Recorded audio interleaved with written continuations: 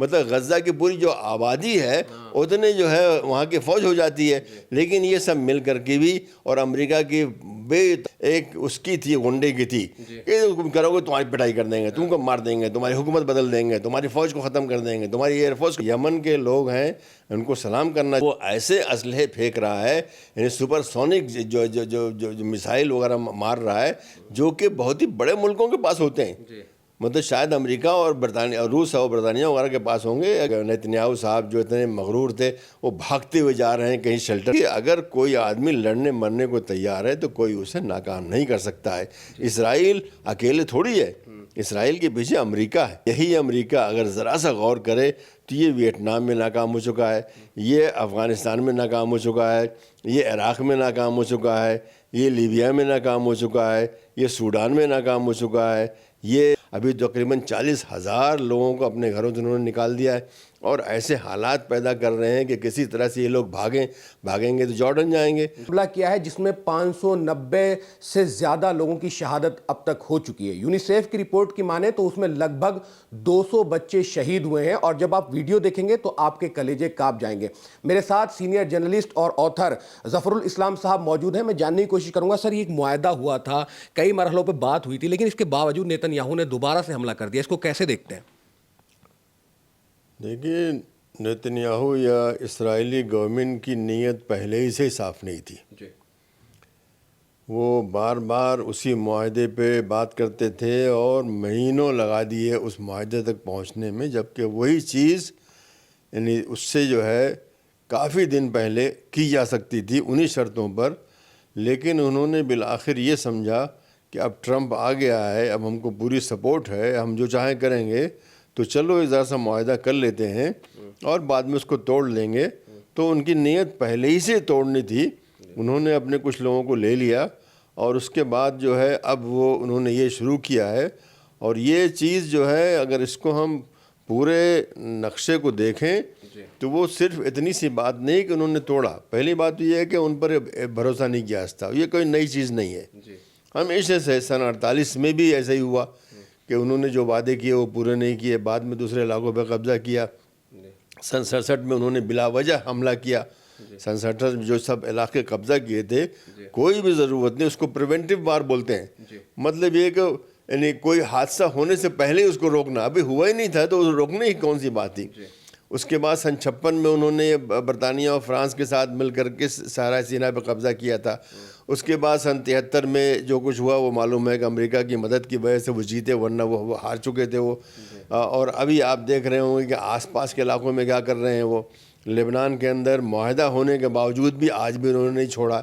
مطلب غزہ میں تو ایک معاہدہ ہوا, اس میں کچھ پیچھے بھی ہٹے تھے, وہاں پہ تو وہ پیچھے بھی نہیں ہٹے. لبنان میں وہ ویسے ہی موجود ہیں, بلکہ مزید علاقے انہوں نے قبضہ کر لیے ہیں. سیریا میں کیا ہو رہا ہے, یعنی شام میں کیا ہو رہا ہے, شام تو ان سے کوئی جنگ نہیں لڑ رہا ہے, لیکن ان کو آگے کا خدشہ ہے کہ آگے مان لیں کیا ہوگا. تو ابھی سے ان کی فوج اور ان کے سارے جو آرسنل, ان کے جو اسلحے ہیں, ان کو ابھی سے ختم کر دو ان کو. تو اسرائیل پر کسی طرح سے کوئی بھی اعتبار کیا ہی نہیں جا سکتا ہے. پہلے کی بھی ان کی ہسٹری ہے, آج کی بھی ہسٹری ہے. وہ آج انہوں نے یہ فیصلہ کر رکھا ہے کہ حماس کو کسی طرح سے بھی ختم کر دیں گے. اس کے علاوہ ان کو ٹرمپ کی یہ بھی ایک لالی پاپ اس نے دے دیا ہے کہ غزہ کے لوگوں کو نکال کر کے اور جگہوں پر بسا دیں گے. مطلب کچھ مصر میں بسا دیں گے, کچھ سعودی عرب میں بسا دیں گے, کچھ سوڈان میں بسا دیں گے, کچھ یمن میں بسا دیں گے, کچھ تونس میں بسا دیں گے. مطلب یہ کہ ان کو تتر بتر کر کے. اب 25 لاکھ لوگ ہیں, 25 لاکھ لوگ تو بہت زیادہ نہیں ہیں. ہمارے ایک سمجھ لیے ایک ضلع کے اندر ہوتا 25 لاکھ. تو ان کا یہ ارادہ ہے کہ اب وہ دکھائیں گے کہ اب اتنا جب ماریں گے لوگوں کو تو لوگ اگر آگے راستہ بھی کھل جائے تو لوگ بھاگنا شروع کریں گے نا. ابھی ایسی ہوگا, اسی علاقے میں اگر یہ ہے باقاعدہ کوئی بمباری ہونے لگے تو لوگ کہیں بھی بھاگنا شروع کریں گے. ملت ٹائمز کو چلانے کے لیے, اس کو کنٹینیو رکھنے کے لیے ہمیں آپ کے تعاون کی اشد ضرورت ہے. پچھلے رمضان میں آپ نے ہمارا ساتھ دیا تھا. اس سال بھی ہم آپ سے درخواست کرتے ہیں کہ رمضان میں ملت ٹائمز کو سپورٹ کریں تاکہ ہم اپنا کام مزید بہتر طریقے سے جاری رکھ سکیں. اکاؤنٹ کی تفصیل آپ کے اسکرین پر موجود ہے. گوگل پے, فون پے اور پے ٹی ایم نمبر بھی موجود ہے. اس کے ذریعے آپ ہماری مدد کر سکتے ہیں. ایک چیز دیکھیے، ابھی جیسے یہ حملہ ہوا ہے تو اس کی چین نے بھی مذمت کی ہے، برٹن نے بھی اس کی مذمت کی ہے، حالانکہ ان کو سپورٹ جو ہے وہ کہیں نہ کہیں ٹرمپ کا ہے. جب یہ پورا معاملہ ہو رہا تھا تو اس کا کریڈٹ لینے کے لیے جو بائیڈن بھی آگے آ رہے تھے، ٹرمپ بھی آگے آ رہے تھے. اب جو لوگ ٹیبل پہ اس پورے مسئلے کو کراتے ہیں ان کا کوئی ریئیکشن نہیں ہوتا، چاہے اس میں پھر کویت ہو، مصر ہو، یہ لوگ جو مطلب پورا معاملہ کراتے ہیں، ان کا کیا رد عمل رہے گا اس پر؟ دیکھیے، یہ معاہدہ جو ہوا تھا وہ معاہدہ صرف اسرائیل اور حماس کے درمیان نہیں ہوا تھا، بلکہ اس معاہدے میں امریکہ پڑا ہوا تھا، مصر پڑا ہوا تھا، قطر بھی پڑا ہوا تھا. مطلب ایک طرح سے وہ انٹرنیشنل معاہدہ تھا جس میں کہ اسرائیل نے یہ بات مانی تھی اور آج اس کی خلاف ورزی کر رہے ہیں.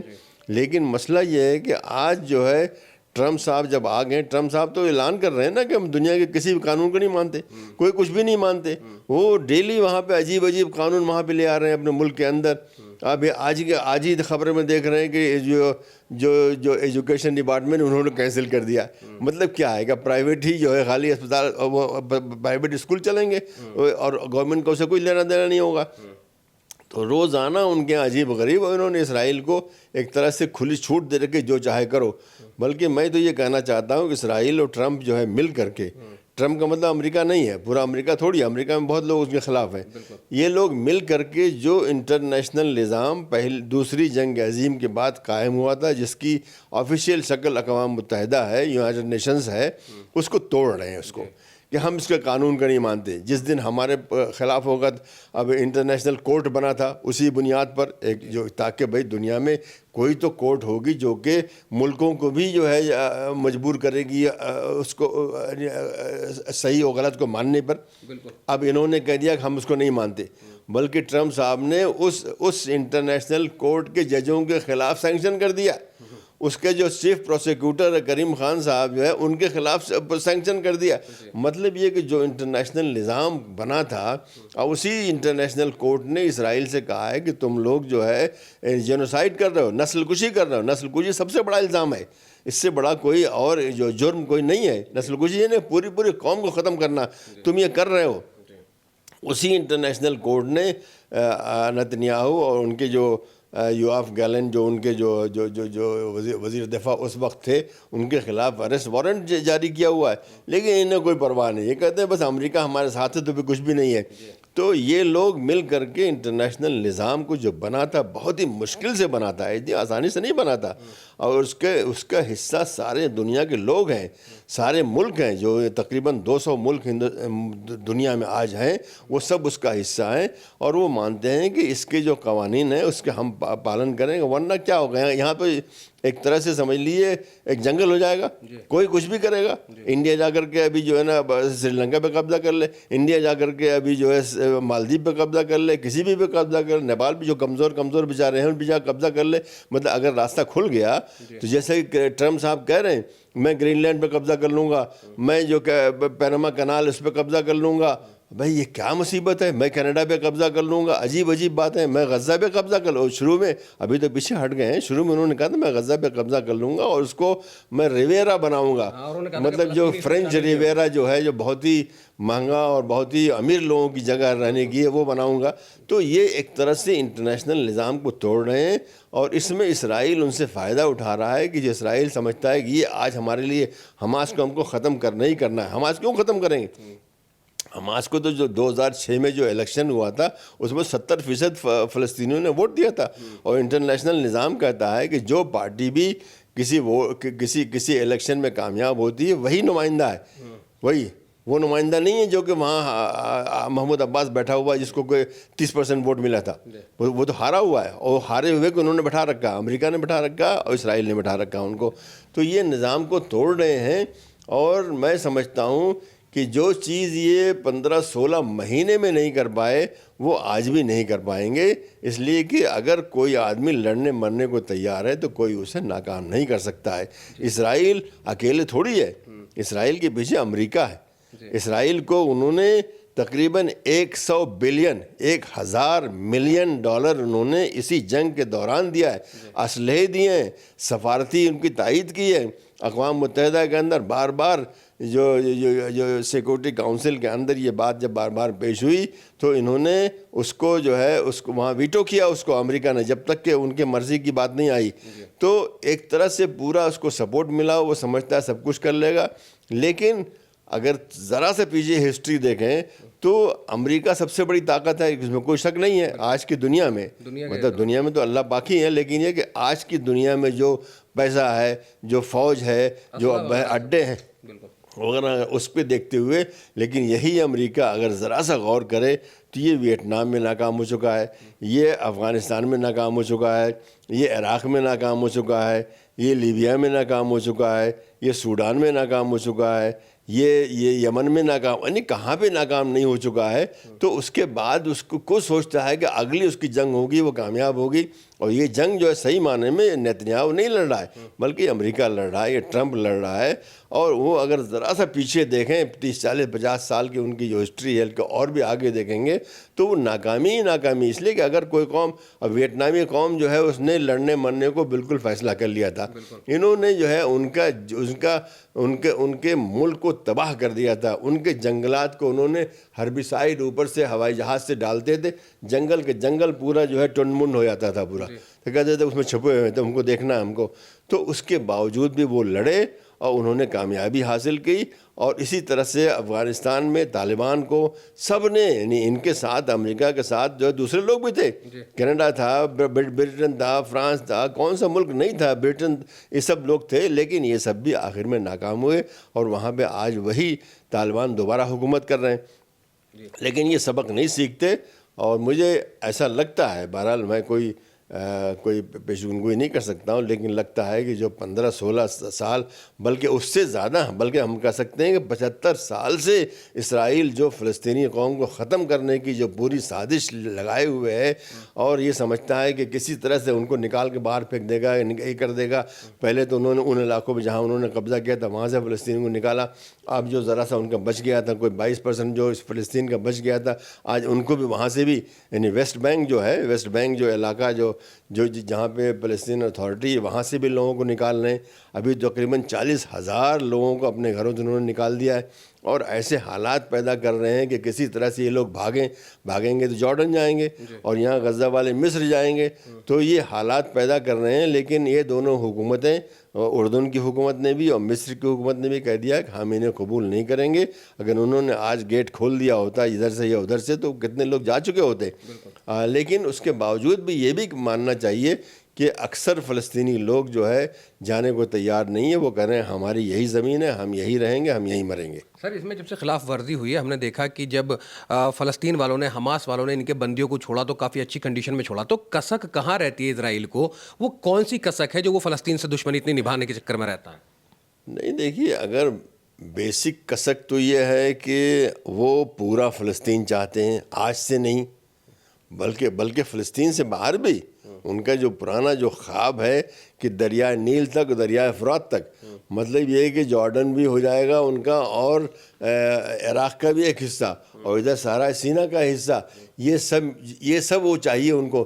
لیکن کم سے کم جو فلسطین ہے وہی پورا چاہیے. آج فلسطین ان کے پورا نہیں ہے، غزہ ان کے ہاتھ میں نہیں ہے، یعنی کوشش کر رہے ہیں. ایسے ویسٹ بینک ان کے ہاتھ میں نہیں ہے. تو یہ سب بھی کم سے کم وہ چاہتے ہیں. ان کو اصل میں اس وقت اگر ابھی کی بات کی جائے تو نتنیاہو یا ان کی فوج یا اسرائیل میں جو بھی نافذ لوگ ہیں ان کو بڑی تکلیف ہے کہ اس چھوٹی سی تنظیم نے ہم کو ناکام کر دیا. انہوں نے اتنے بڑے بڑے ملک، اب مصر تو ان کے برابر کا، بلکہ برابر سے زیادہ تھا، اس کو انہوں نے ناکام کر دیا. سیریا کو، مطلب اس وقت، آج کی بات نہیں کر رہا ہوں، آج تو کوئی جنگ نہیں ہوئی، لیکن اس سے پہلے کئی جنگیں سیریا کے ساتھ بھی ہوئی ہیں، عراق کے ساتھ بھی ہوئی ہیں، جارڈن کے ساتھ بھی ہوئی ہیں، لبنان کے ساتھ بھی ہوئی ہیں، حزب اللہ کے ساتھ ہوئی، کس میں. تو انہوں نے سب کو ناکام بنا دیا. لیکن یہ چھوٹی سی تنظیم ہے جس کا نام حماس ہے، حماس کے ساتھ جہاد اسلامی بھی ہے، 2 تنظیمیں ہیں. وہ چھوٹی ہے، یہ بڑی ہے. یہ لوگ چھوٹی سی ہیں. حماس کے پاس کہا جاتا ہے کہ 30-40 ہزار فوجی لڑنے والے ہیں اور جہاد اسلامی کے پاس 10,000 لڑنے والے ہیں. ابھی 10 کو ملا کر کے 50,000 بھی کر دیں تو اسرائیل کی جو 2.5-3 ملین کہ جو مطلب جو ان کے ریزروسٹ جب آ جاتے ہیں، ایسے تو تقریباً شاید یہ کہ 2.5 लाख ही होगी, लेकिन जब रिजर्विस्ट मतलब रिज़र्व जो उनके होते हैं ना, रिज़र्व उनका तरीका यह है कि वो हर आदमी इसराइल का फ़ौजी ट्रेनिंग लेता है और उसके बाद जाके अपने घर कुछ काम वाम करता है। और ये होता है कि भाई तुम्हारा रिज़र्व नंबर ये है, जिस दिन तुमको बुलाया जाएगा रेडियो से, SMS से, जिस तरह से भी तुम अपनी जो तुम्हारे यूनिट में चले जाना। तो ये सब जब आ जाते हैं, जब मिल करके, जो इस वक्त सूरत हाल है और जिससे इसराइल को बहुत ही ज़्यादा इक़्तिसादी खमियाजा भुगतना पड़ रहा है।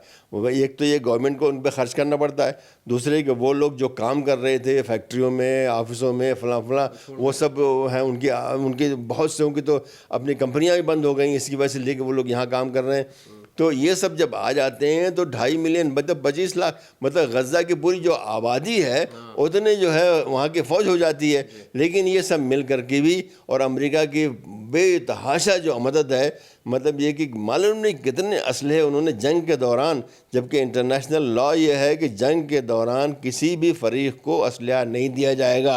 ये एक इंटरनेशनल लॉ के अंदर हिस्सा है। उसकी खिलाफ वर्जी करके अमेरिका ने इनको, अमेरिका क्या बल्कि दूसरों ने भी, फ्रांस ने भी दिया, बरतानिया ने भी दिया, दूसरे मुल्कों में कुछ मुल्कों ने मना कर दिया, जैसे स्पेन है, उसने मना कर दिया हम नहीं देंगे, लेकिन बाकी लोगों ने देते रहे। हमारा मुल्क है, इन्होंने भी दिया। ये भी एक फैक्ट है कि मोदी जी जो है उसको इस जंग के दौरान, जो कि इंटरनेशनल लॉ की खिलाफ वर्जी है, फिर भी इन्होंने दिया। उसके बावजूद भी उनकी फ़ौज नाकाम हो गई। तो उससे जो इसराइल की हैबत है उस इलाके में, मतलब उसकी हैबत वहाँ पे मतलब मिडल ईस्ट में एक उसकी थी, गुंडे की थी कि तुम करोगे तुम्हारी पिटाई कर देंगे, तुमको मार देंगे, तुम्हारी हुकूमत बदल देंगे, तुम्हारी फ़ौज को ख़त्म कर देंगे, तुम्हारी एयरफोर्स को ख़त्म कर देंगे। ये उनकी एक हैबत थी, वो हैबत टूट गई है। तो वो किसी तरह से चाहते हैं कि वो हैबत दोबारा आ जाए। लेकिन इंशाअल्लाह मैं समझता हूँ जब ये लड़ने वाले 15-16 महीने लड़ सकते हैं, तो अभी और भी वो लड़ेंगे। अभी आप देख रहे हैं, अभी लड़ाई में उन्होंने चंद दिन शुरू के तो उन्होंने सब्र किया, उसके बाद उनके रॉकेट जाके तल अवीव पे पड़ रहे हैं, क्योंकि मामूली बात नहीं है। इतनी तबाही के बावजूद भी आज भी वो इस हालत में है कि उनके रॉकेट जो है निकाल करके वो वहाँ से मारने की इस वक्त भी पोजीशन में है। फिर उनके साथ दूसरे भी लोग हैं। अब यमन है, कम से कम साफ़ खुला, मुमकिन और लोग खुले ना हो, मुमकिन ईरान खुला नहीं है, वो भी अंदर से ज़रूर कर रहा होगा। लेकिन यमन के लोग हैं, उनको सलाम करना चाहिए कि वो लोग, यानी आप ये सोचें कि दुनिया की सबसे छोटी मामूली सी एक ताकत हमास है भाई, मुल्कों को देखते हुए, और दुनिया का सबसे कमज़ोर और सबसे गरीब मुल्क यमन है। मैं तो वहाँ गया हूँ, मैं देखता, मुझे याद आता है कि एकदम बहुत बेचारा, बिल्कुल जैसे कि आप कहीं हमारे बिहार और हिमाचल मतलब पूर्वांचल और कहाँ चले जाएँ, उस तरह का वो है। और वो भी खड़ा हुआ है और वो ऐसे असलहे फेंक रहा है, यानी सुपरसोनिक जो मिसाइल वगैरह मार रहा है, जो कि बहुत ही बड़े मुल्कों के पास होते हैं। मतलब शायद अमेरिका और बरतानिया और रूस और बरतानिया वगैरह के पास होंगे, लेकिन ये लोग जो है, लेकिन इसलिए कि बहादुर लोग हैं और इन्होंने फैसला कर रखा है कि हम सर नहीं झुकाएंगे। तो वो जो ताकत भी होता है, पिछले 10 महीने में उन्होंने, ये 10 महीने का आया था, उसमें उन्होंने और भी ताकत हासिल कर ली है और उसका मुजाहरा कर रहे हैं रोज़ाना। और अभी कल ही जो है तल अवीव में जो है उन्होंने वहाँ के एयरपोर्ट के ऊपर हमला किया। एयरपोर्ट में सारी ट्रैफिक होती, आना जाना है, हवाई जहाज़ों को कुछ देर के लिए बंद कर दिया गया। और हमने फ़ोटो में, मतलब वीडियो में देखा कि नेतन्याहू साहब जो इतने मगरूर थे, वो भागते हुए जा रहे हैं कहीं शेल्टर के अंदर ताकि बच जाएं वो।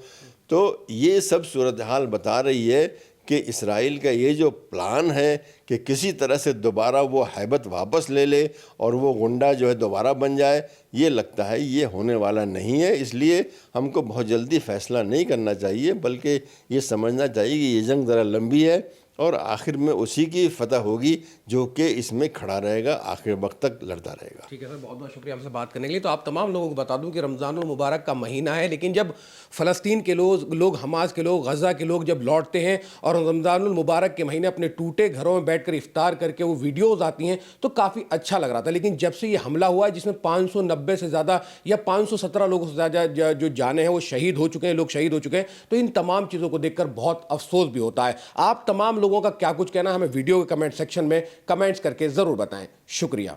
मिलत टाइम्स को चलाने के लिए, इसको कंटिन्यू रखने के लिए हमें आपके ताउन की अशद ज़रूरत है। पिछले रमज़ान में आपने हमारा साथ दिया था, اس سال بھی ہم آپ سے درخواست کرتے ہیں کہ رمضان میں ملت ٹائمز کو سپورٹ کریں تاکہ ہم اپنا کام مزید بہتر طریقے سے جاری رکھ سکیں۔ اکاؤنٹ کی تفصیل آپ کے اسکرین پر موجود ہے، گوگل پے، فون پے اور پے ٹی ایم نمبر بھی موجود ہے، اس کے ذریعے آپ ہماری مدد کر سکتے ہیں۔